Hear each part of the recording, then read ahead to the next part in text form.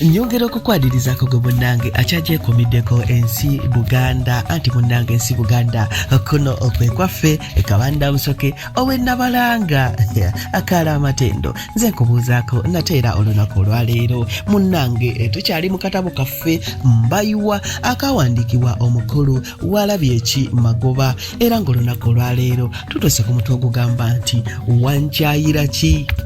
Munnange Namusisi bwe yatuuka gy'akolera kwolwo emirimu gy'agaana yali yeebuuza kye yasobya Mbayiwa atuuke okumukyawa ng'ate baali batandiikirizza n'okwogera ku mbaga yaabwe. Bwe yajjukira bwazze azimba munne n'atuuka n'okugula pikipiki n'atagimubuulirako wazira ate n'akyakalizaako muwala mulala awo n'atulika n'akaaba. Mukama we Peter we yamusangira n'amwokya akabuuzo nti ogubadde. Namusisi eyali takulidde mu mbeera ya kulimba leero yawalirizibwa okulimba nti enfiira bulago yange bwe twasoma efiiridde mu kabenje okukakkana nga Peter amutadde agenda aziike olwo yaddawa oteebye wa Mbayiwa.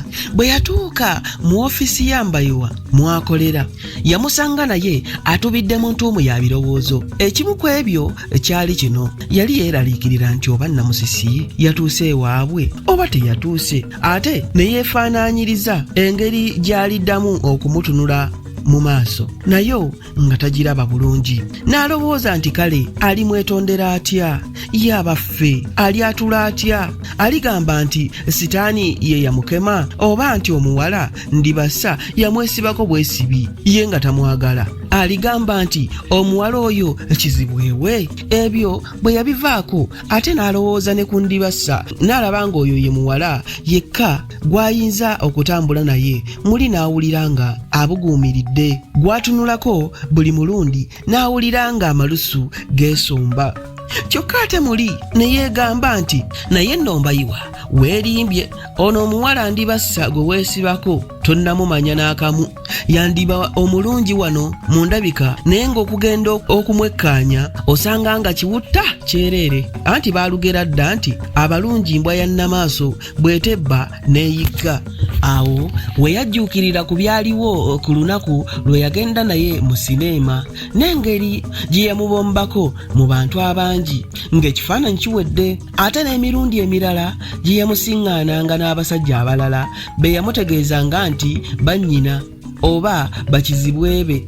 Saate nga tajjukirayo lunaku na lumu lwe yali asanzeeko Namusisi ng'akukuta n'omulenzi omulala yenna. Ekirowoozo ekirala kyamujjira ne kimugamba nti kasita okyali muvubuka ogira okyakaza ku Ndibassa omuwala alabika obulungi kubanga ye akuweesa n'ekitiibwa mu banno ate ne balenzi banno n'obassa ensaalwa. Olowooza nti bw'olituuka okulowooza ku by'okuwasa abawala balisobola okukubula? Tekisoboka.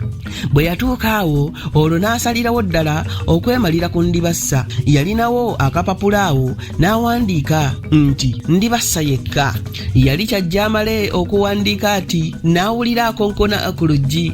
Yagenda okubbulula amaaso ng'alaba Namusisi yeekanga nnyo kubanga yali tamusuubira ku ddakiika eyo. Bwe yamutunuulira n'alowoolereza ekigambo ky'anaamusookezaako nga takiraba. Mu kaseera ako Namusisi yali yeekapye ng'assiza kumukumu era ng'alumye n'ogw'emmanga okuzibiikiriza obusungu obwali bubimba mu nda ye. Mbayiwa yagenda okulaba ng'aswala okutunuulira Namusisi enkakaba ng'amumunyadde kyeyava agezaako okussa obuseko ku matama ge nga bwe yeekangabiriza nti nga tusanyuse okukulaba munnaffe. Naye obusekoseko nga bwe bwali obujingirire ku matama bwamwesumaalikako bwesumaalisi. Yasooka kusiriikiriramu awulire eddoboozi Namusisi by'anaamwanukuliramu.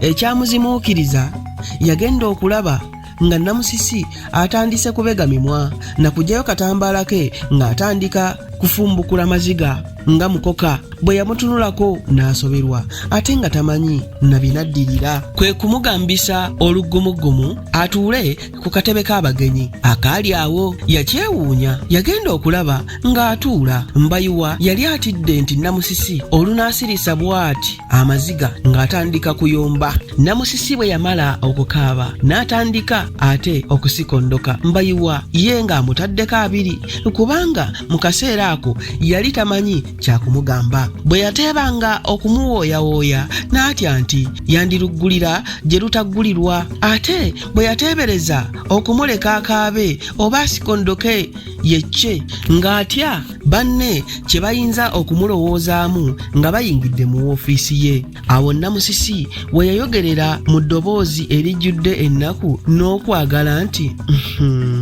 mba erinnya lya Mbayiwa teyalimalaayo ate n'addamu buto okukaaba.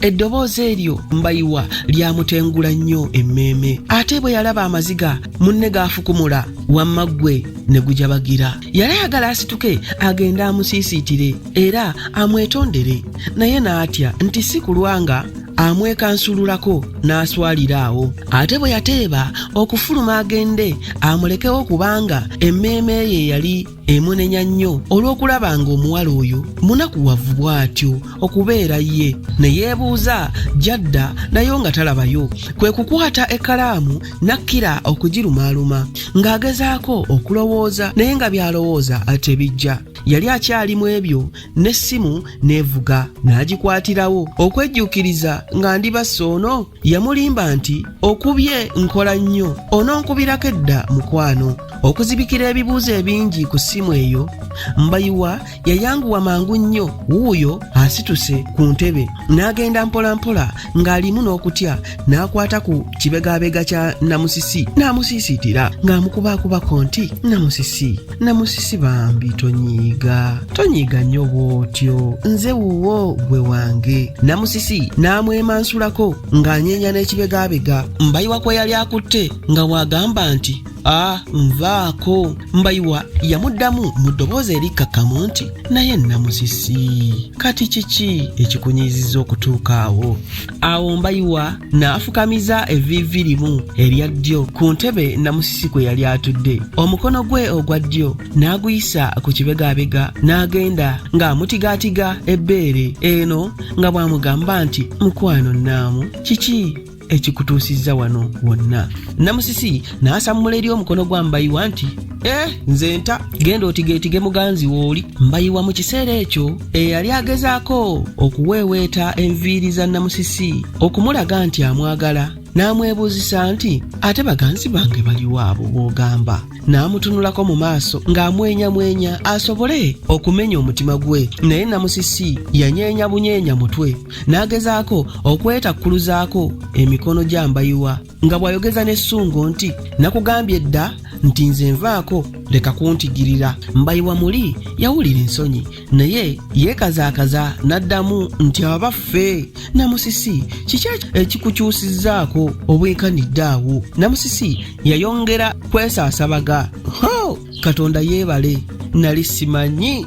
Mbayiwa yeekanga nnyo n'abuuza nti nga tomanyi ki? Namusisi teyamwanukula era yasituka busitusi n'atambula mukungujjo. Newankubadde Mbayiwa yalumwa nnyo ng'ono amulekawo, yasalawo amuleke era yeewera okugumira ebinaddirira. Ebyo nno siibisuseeko wano Kabanda Musoke kankwate eryandeese nzire Nabalanga Bukoba Kyaggwe tuddingana ate mu kitundu ekinaddako ng'ate nkuwa ebirala. Ayi Katonda kuuma Namulondo.